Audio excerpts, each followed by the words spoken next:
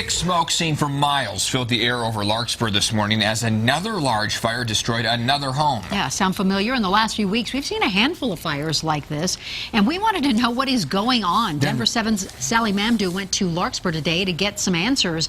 And Sally, you talked to the fire chief about this rash of large fires in such a small community. That's right, and so many fires, so intense, and when these fires happen, Larkspur Fire Rescue typically relies on cities like Castle Rock here to respond to these fires with them. They tell me that responding to numerous medical calls is something that's normal. Responding to even wildfire calls is something that's also normal. What's not normal, though, is the string of structure fires they've been dealing with over the past couple of weeks, because the fire chief tells me the fire rescue is just not built to handle that many calls around the same time. For Luann Landon and her husband, the scenic small town of Larkspur was reason enough to move from upstate New York.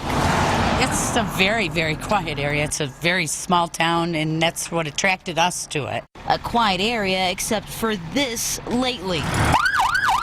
Probably the fire alarms going off is about all you hear as far as noise. And Luann says she's been hearing them for quite some time, since she lives not too far from the small yet a busy Larkspur Fire Protection District. I have been here for a total of 18 years, and in my 18 years here, I've never seen us have this many fires in this short amount of time. And Larkspur Fire Chief Stuart Mills says the recent rash of structure fire he's been responding to is unusual.